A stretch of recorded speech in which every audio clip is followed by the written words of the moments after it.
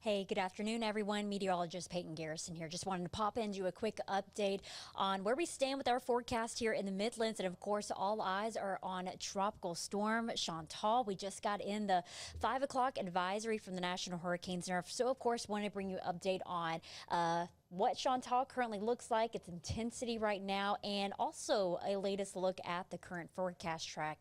Again, all from the National Hurricane Center. Let's bring up our weather full, and we're going to be looking at again Chantal. We've got Chantal, which has slightly increased in intensity, also speed. Max sustained winds are now up to 45 miles an hour, with it moving very slowly to the north at around 7 miles an hour. Look at all that convection, that thunderstorm shower activity that's blown up with Chantal. All of it's on the eastern side in relation to the center of circulation. That's where most of the impacts will be felt with this system.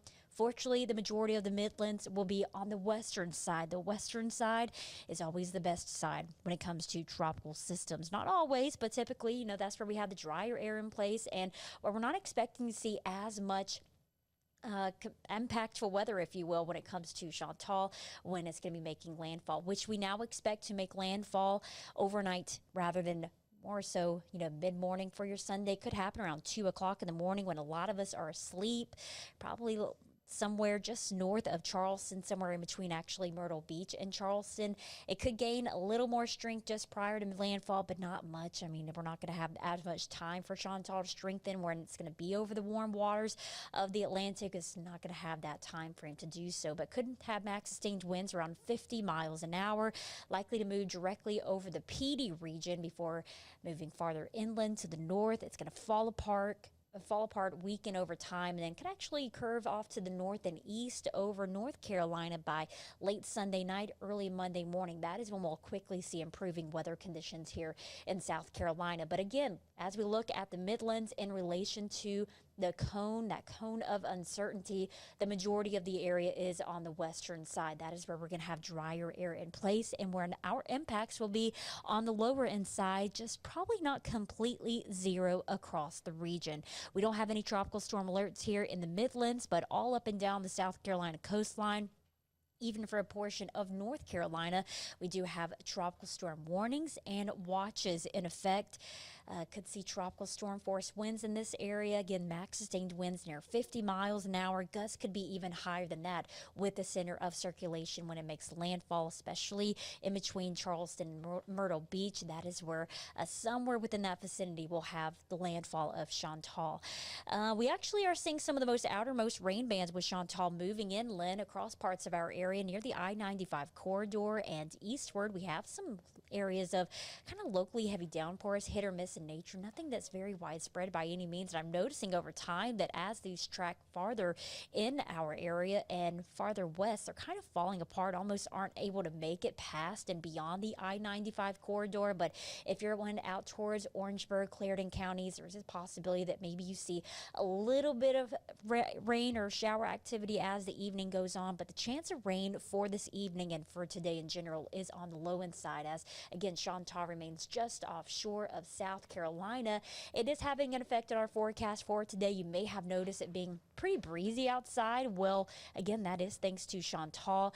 That counterclockwise rotation has helped filtering in winds out the north and west, and why it's been pretty breezy today. Gusts have been up to 30 miles an hour at times. A lake wind advisory does remain in effect for the entire area until 8 o'clock this evening. Winds will likely calm down heading into the early part of tonight before maybe we see winds pick up a little bit more during the morning hours tomorrow as Chantal moves inland. Future radar shows that the heaviest of rain and the potential of flash flooding will be greatest to our east. I do want to give a first alert to those in Kershaw, Lee, Sumter counties, anywhere really in the easternmost part of the Midlands and east of the center of or city of Columbia. This is where we could have maybe some areas of locally heavy downpours around if that center of circulation tracks maybe a little closer in our direction, a little farther to the west. The forecast track of tropical systems are very important because we could see a very sharp cutoff when it comes to those gusty winds and also the locally heavy rainfall potential. But I'm thinking most of the rain, the heaviest of rain, will stay to our east, but some of the areas in the most easternmost part of the Midlands could see some locally heavy rainfall generally late tonight and early Sunday morning. We will all see quickly improving in conditions by the end of the day Sunday. That is when Chantal moves away from our area. As it pulls away, we will likely see drier air filter in behind it. This is a look at one of our rainfall forecast models. They get highest rain falling off to our east along the coastline and in the PD area. Rainfall totals in most of our areas should stay less than an inch, so that is really good when it comes to the Midlands forecast. But again, if you went out towards Sumter, Kershaw, Lee counties, even Clarendon County, there's a potential that maybe we see possibly locally higher amounts from that if we can get some of those rain bands in here.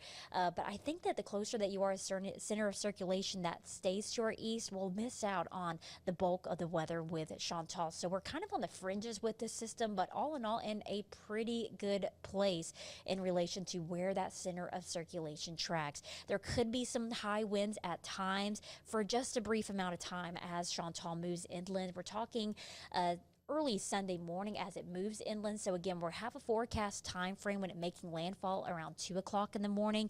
This is a look at future wind gusts around 6 in the morning. We could see 30 mile an hour wind gusts out towards Chesterfield, Bishopville. Again, in our far most eastern areas, there could be some higher wind gusts.